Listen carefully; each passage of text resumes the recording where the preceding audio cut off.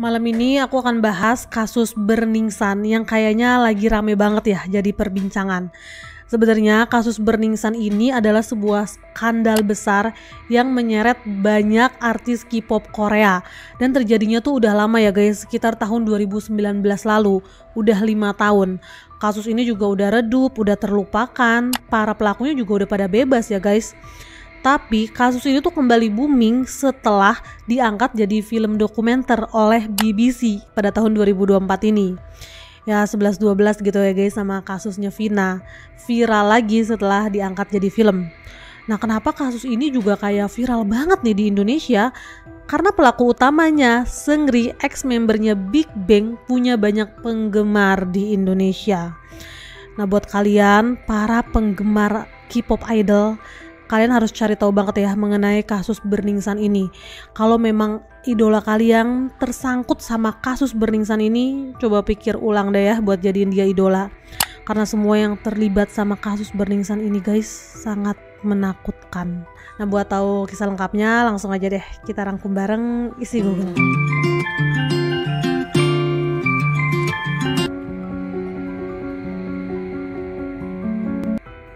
Sebenarnya ya guys, Burning Sun ini adalah nama sebuah klub malam yang ada di Gangnam, kawasan elit di Korea. Kalau di Indonesia kayak semacam Senopati gitu ya guys.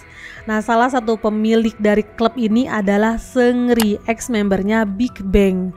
Nah klub Burning Sun ini pertama kali beroperasi pada Februari 2018. Tapi baru berapa bulan buka ya guys, klub ini tuh langsung menjelma jadi klub malam paling laris di wilayah Gangnam. Nah kalau kalian mau bayangin ya, berapa besar penghasilan dari klub ini. Jadi ada satu nih, pegawainya klub Burning Sun. Dia tuh dapat fee atau komisi dalam satu malam ya guys, mencapai 250 juta. Nah kalau komisi satu pegawainya dalam satu hari aja sebesar itu, kebayang dong berapa penghasilan klub malam ini. Jadi memang perputaran uang di sana tuh besar banget ya guys. Nah menu-menu di klub Burning Sun ini juga harganya fantastis ya guys. Jadi kayak set menu yang paling murah buat tamu VVIP mereka itu harganya 120 juta. Sedangkan yang termahalnya ya guys mencapai 1,2 miliar.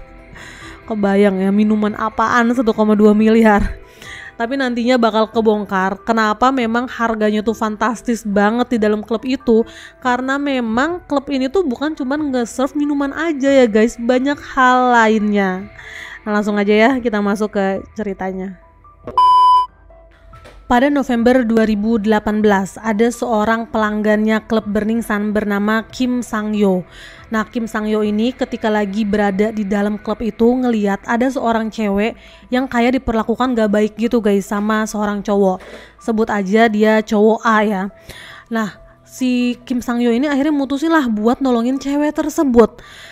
Ternyata si cowok ini gak terima, akhirnya dipukul lah Kim Sang-yo ini. Ketika itu datanglah banyak security guard gitu ya guys. Bukannya nolongin atau melerai, si Kim Sang-yo ini malah ditarik keluar klub sama security guard tadi dan dipukulin lagi sampai babak belur. Bener-bener sampai babak belur banget ya guys. Karena gak terima diperlakukan kayak gitu, Kim Sang-yo langsung lah lapor polisi. Nah tapi laporannya Kim Sang-yo ini nggak dipeduliin guys sama polisi. Polisi tuh malah bilang kalau Kim ini melakukan pembuat onar gitu ya guys, hingga merugikan bisnis. Karena ternyata pihak Burning Sun tuh bilang ke polisi kalau si Kim ini tuh mabuk, akhirnya dikeluarin lah dari klub. Dia nggak terima, mukul security, akhirnya terjadilah pertengkaran.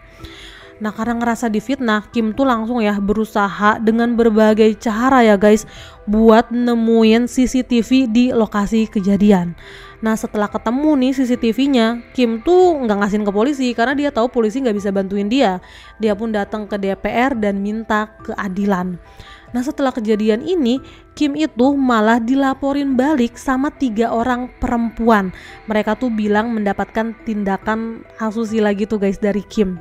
Dan akhirnya diketahui ya 3 perempuan ini adalah pegawainya klub Burning Sun.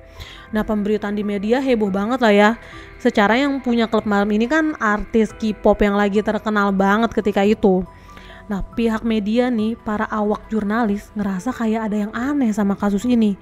Kok orang yang ngelaporin malah dilaporin balik, terus terancam jadi tersangka. Akhirnya para media ini mulailah ya mencari informasi lebih lanjut mengenai klub Burning Sun ini. Setelah kasusnya Kim Sang-yo yang dilaporin balik sama pihak Burning Sun ini viral di media, tiba-tiba aja guys, banyak laporan-laporan yang mulai bilang kalau ternyata Burning Sun ini adalah tempat beredarnya obat-obatan terlarang. Laporan-laporan ini tuh datang dari banyak wanita ya, bukan cuma satu. Mereka tuh ada yang lapor ke polisi, cerita ke media, atau cerita di medsos mereka pribadi gitu. Jadi kurang lebih ceritanya tuh gini, cewek ini tuh datang ke klub Burning Sun, terus tiba-tiba ada seorang cowok gitu ya yang nyamperin dia, terus mereka hahihi bareng, terus dikasih minuman. Nah setelah minum tiba-tiba aja dia tuh kayak hilang ingatan gitu guys. Dia nggak inget apapun lagi yang terjadi setelah dia minum minuman itu sampai akhirnya dia bangun. Nah padahal temen-temennya dia tuh bilang ngelihat dia kayak biasa aja, kayak nggak mabuk gitu. Mereka bahkan kayak foto-foto atau ngelakuin kegiatan apa. Tapi si cewek ini bilang, sumpah gue nggak ingat apa-apa gitu, bener-bener kayak dihapus bersih ingatannya. Akhirnya ada salah seorang cewek yang sampai datang nih ke kantor polisi. Dia tuh bilang, Pak kayaknya saya tuh dikasih obat-obatan terlarang nih ketika di Burning Sun, coba dia diperiksa gitu. Setelah diperiksa hasilnya bersih guys, negatif, gak ada tanda-tanda penggunaan zat-zat terlarang. Akhirnya terbongkar ya guys, kalau obat-obatan terlarang yang digunakan di klub Burning Sun ke para cewek ini adalah mulpong atau GHB ya, lebih dikenalnya secara dunia ilmiah. Nah mulpong ini guys bentuknya tuh cair, nggak ada baunya, nggak ada warnanya, tapi akibatnya tuh fatal banget guys kalau udah dikonsumsi. Nah mereka yang konsumsi mulpong dia tuh bakal kehilangan kesadaran secara penuh. Nah ingatannya juga bakal bener-bener kayak hilang, terhapus. Dari dia minum sampai dia sadar tuh ingatannya bakal terhapus. Nah GHB ini juga bisa meningkatkan nafsu seksual gitu guys. Nah yang bikin makin berbahayanya obat ini ketika udah masuk ke dalam tubuh penggunanya, mulpong ini 1 kali 24 jam setelah dikonsumsi itu udah nggak bisa lagi dideteksi pakai alat apapun ya guys. Di seluruh dunia tuh belum ada yang bisa mendeteksi GHB setelah 24 jam penggunaan. Serem banget ya obatnya ya guys. Akhirnya klub Burning Sun ini diperiksalah oleh polisi karena memang udah viral banget kan ya berita-beritanya. Nah dari hasil pemeriksaan ini ditetapkanlah 40 orang. Semuanya itu adalah pegawainya Burning Sun dan juga CEO-nya. Mereka ini dinyatakan positif menggunakan obat-obatan terlarang. Bahkan 9 orang diantaranya mereka ini dijadikan tersangka karena terbukti mengedarkan obat-obatan terlarang di dalam klub Burning Sun ini. Ternyata belum sampai di situ ya guys. Setelah masalah obat-obatan terlarang tadi, tiba-tiba aja menyebar di media Korea isi dari sebuah grup chat. Nah anggota dari grup chat ini adalah sang pemilik klub Burning Sun, para idol K-pop, pihak kepolisian, orang-orang penting dan juga orang-orang terkenal di Korea. Nah isi grup chat inilah ya guys yang akhirnya membongkar sisi gelap dari klub Burning Sun dan semua kejahatan yang ada di dalamnya. Bahkan sampai dibilang mereka inilah mafianya Korea. Sebenarnya yang jadi pertanyaan ya guys, kok bisa sampai grup chat ini tuh menyebar ke publik? Nah ini yang bakal kita bahas selanjutnya ya.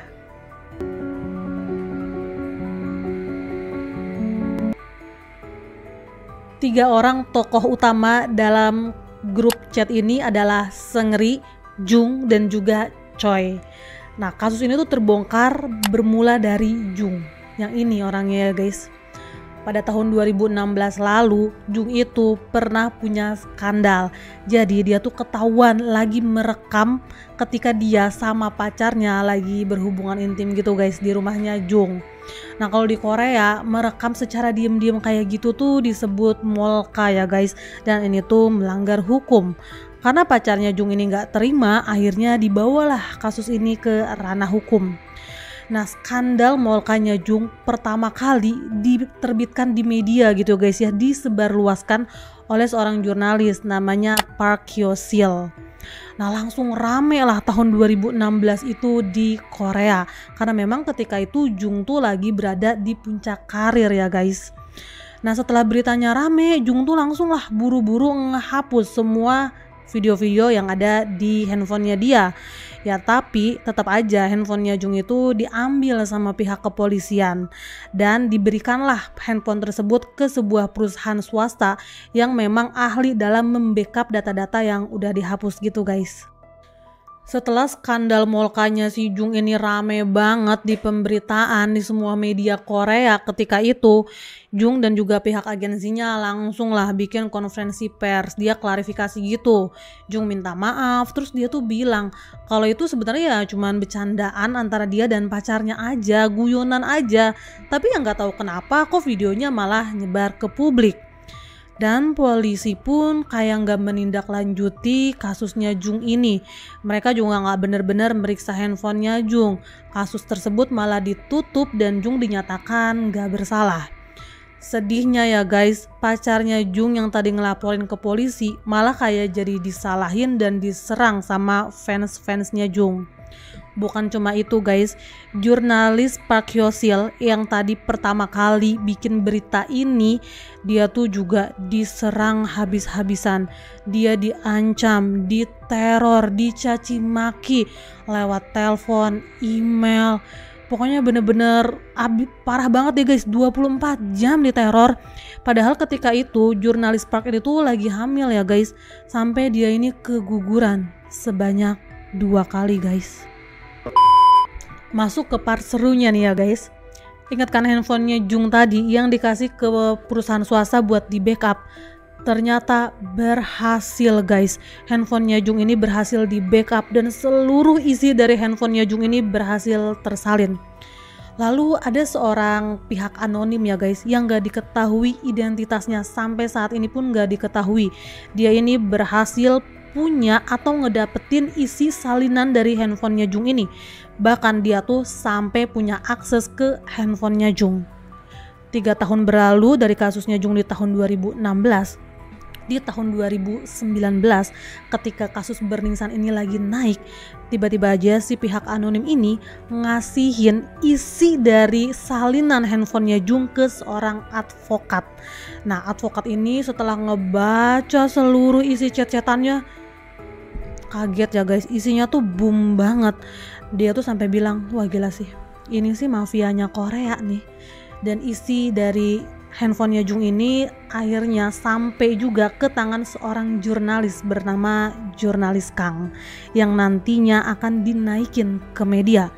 Sedangkan si advokat tadi tuh dia nggak ngasihin isi dari salinan handphonenya Jung ke polisi karena ternyata memang pihak kepolisian tuh terlibat. Dia ngasihin isi dari salinan handphonenya Jung ke Badan Anti Korupsi dan juga Pertahanan Hak Sipilnya Korea. Lewat jurnalis Kang inilah ya isi dari handphonenya Jung ini sampai ke media, sampai ke publik. Nah di dalam handphonenya Jung ini ada satu grup chat, isinya adalah Seungri, Jung, Choi, dan juga beberapa orang lainnya, orang penting gitu lah ya guys di Korea. Nah di dalam grup chat ini mereka tuh nge-share video-video yang isinya tindakan molka ya guys. Bukan cuma itu, diliatin nih video-videonya tuh mereka kayak lagi nyekokin cewek-cewek sama minuman-minuman gitu guys. Nah setelah itu mereka tuh memperkaos cewek-cewek itu guys secara terang-terangan, terus diam-diam direkam dan rekamannya tuh di-share di grup tersebut. Ini tuh bukan sekali 2 kali, banyak banget videonya guys. Jung, Choi, Seungri, mereka tuh kayak lagi gituin cewek-cewek di berbagai tempat di dalam klub mereka. Dan video-video itu mereka share di dalam grup tersebut dan mereka ketawa-ketawain ya guys. Gongnya nih ya guys, di dalam grup chat ini tuh ada sebuah pembicaraan yang kurang lebih tuh isinya gini. Seungri sama teman-temannya mereka tuh pengen bikin Burning Sun, tapi dananya kurang dan butuh investor. Akhirnya Seungri ini nyiapin jasa PSK buat para investor. Investor berdatangan, Burning Sun pun berhasil dibuat dan sukses besar. Dalam waktu singkat, Burning Sun ini menjadi klub mewah yang isinya cewek-cewek cantik dan cowok-cowok ganteng. Karena memang cewek yang gak cantik dan cowok yang gak ganteng tuh gak boleh masuk loh guys ke dalam klub ini. Burning Sun juga berhasil menarik banyak member VVIP yang merupakan orang kaya dan orang super kaya di Korea.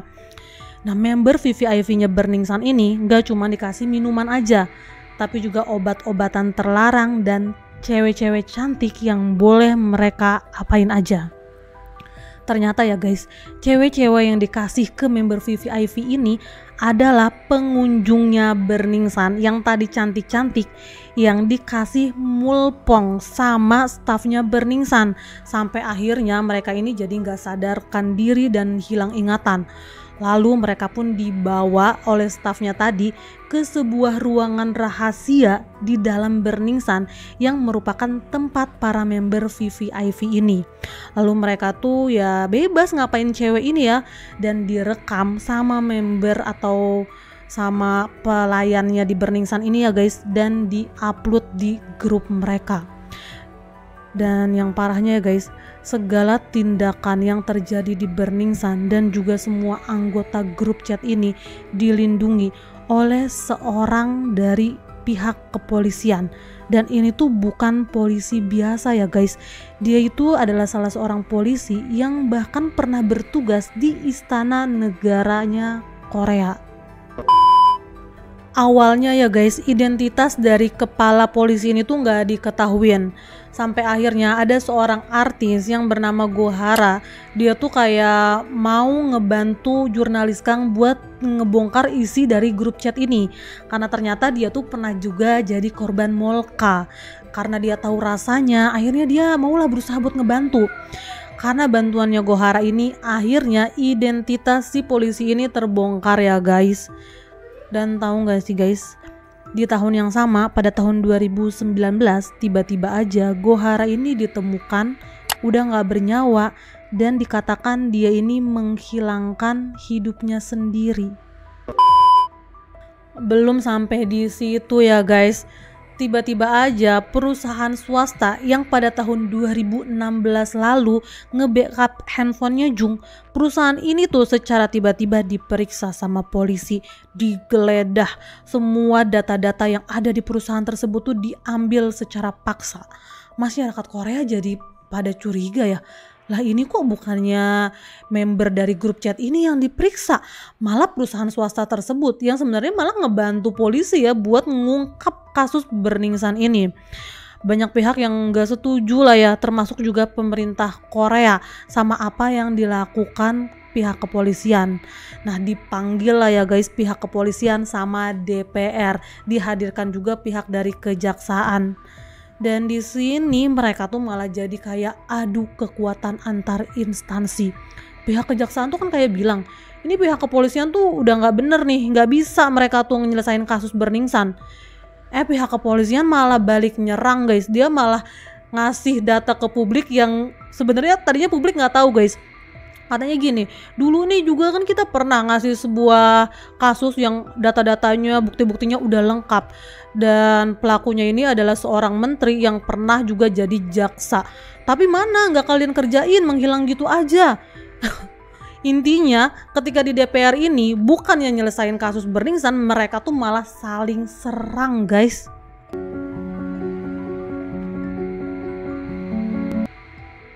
Terus gimana ujung dari kasus ini? Pada akhirnya Burning Sun ditutup, Jung dijatuhi hukuman 5 tahun penjara, Choi dijatuhi hukuman 2 tahun penjara, sedangkan Seungri dia ini yang paling ringan ya guys, 1 tahun 6 bulan aja. Nah sedangkan si anggota kepolisian tadi dia tuh dinyatakan bebas, dia tuh gak bersalah dan semua tuduhan yang ditujukan pada dia tuh gak benar katanya gitu guys. Dan saat ini di tahun 2024 semua pelakunya tuh udah bebas.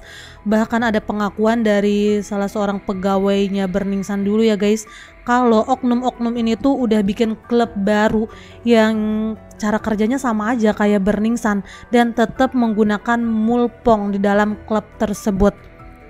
si Jung sama si Choi tahun 2024 ini mereka udah bilang mau comeback ke dunia hiburan.